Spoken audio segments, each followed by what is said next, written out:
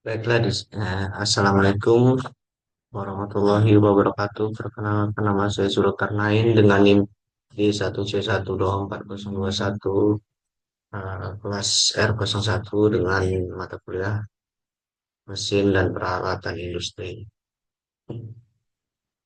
Nah, di sini saya akan menjawab pertanyaan nomor satu yaitu jelaskan perbedaan konsep sortasi dan grading pada hasil pertanian. Sebutkan contoh komoditas dan alat yang digunakan untuk masing-masing proses. Perbedaan sortasi dan grading sama-sama bertujuan meningkatkan mutu hasil pertanian, tetapi konsepnya berbeda. Sortasi adalah tahap awal untuk memisahkan bahan yang masih layak dan yang tidak layak berdasarkan kondisi fisik seperti busuk, cacat, atau tercampur kotoran. Contohnya pada tomat atau kentang, buah yang busuk atau rusak dipisahkan secara manual di meja sortasi atau menggunakan konveyor sortasi.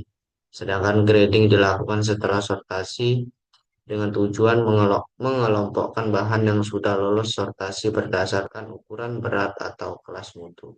Contohnya jeruk atau apel yang dibagi menjadi grade A, B, dan C menggunakan mesin grader atau ayakan. Sortasi fokus pada kelayakan, grading fokus pada keseragaman mutu.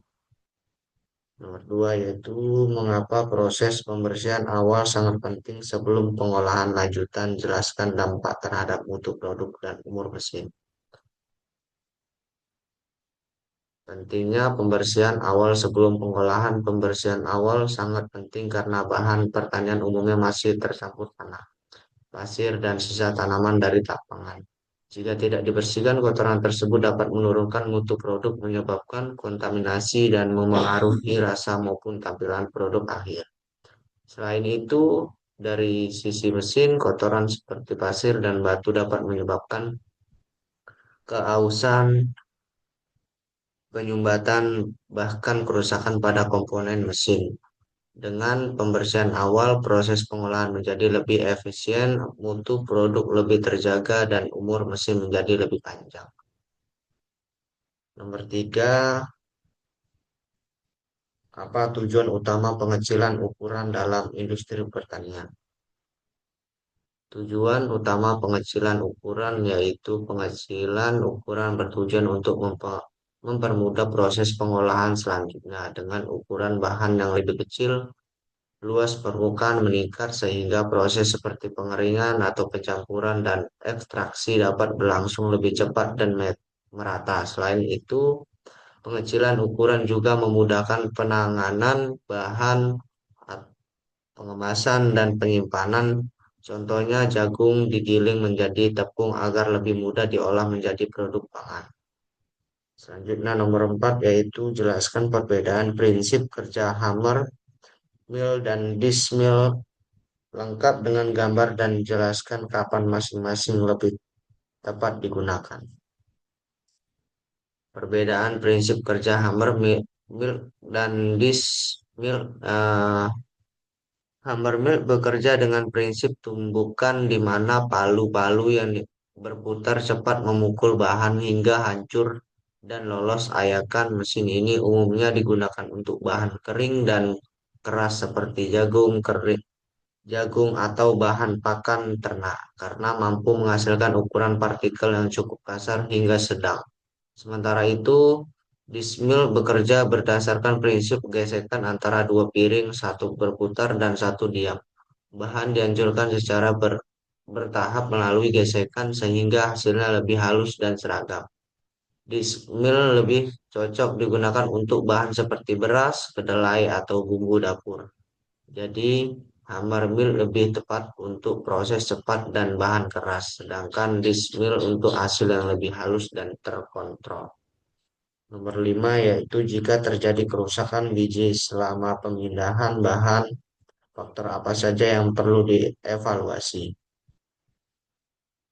Faktor penyebab kerusakan biji saat pemindahan yaitu terjadi kerusakan biji selama pemindahan beberapa faktor perlu Evaluasi antara lain kecepatan alat, pemindahan yang terlalu tinggi, ketinggian jatuh bahan yang berlebihan, serta sudut kemiringan konveyor atau elevator. Selain itu, kondisi permukaan alat yang kasar dan kadar air biji yang terlalu rendah juga dapat menyebabkan biji mudah pecah atau retak. Nomor 6 yaitu mengapa viskositas fluida sangat berpengaruh terhadap pemilihan pompa. Pengaruh viskositas fluida terhadap pemilihan pompa ya. Viskositas sangat mempengaruhi pemilihan pompa karena berkaitan langsung dengan kemampuan fluida untuk mengalir. Fluida dengan viskositas rendah seperti air dapat dipompa menggunakan pompa sentrifugal, namun untuk fluida kental seperti minyak atau sirup diperlukan pompa jenis rotari atau screw agar di aliran tetap stabil. Jika pemilihan pompa tidak sesuai dengan viskositas fluida, maka efisiensi pompa menurun dan risiko kerusakan mesin meningkat. Yang terakhir yaitu nomor 7, jelaskan alur proses penanganan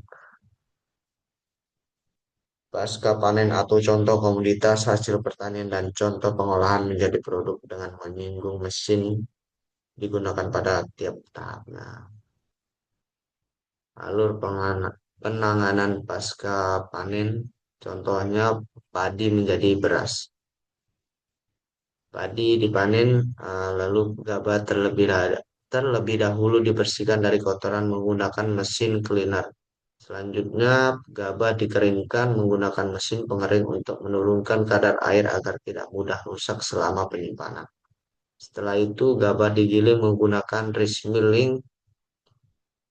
milling unit untuk memisahkan kulit dan menghasilkan beras. Beras kemudian disortasi dan digrading untuk memisahkan beras patah dan menentukan kelas mutu. Tahap terakhir yaitu pengemasan beras distribusikan ke konsumen.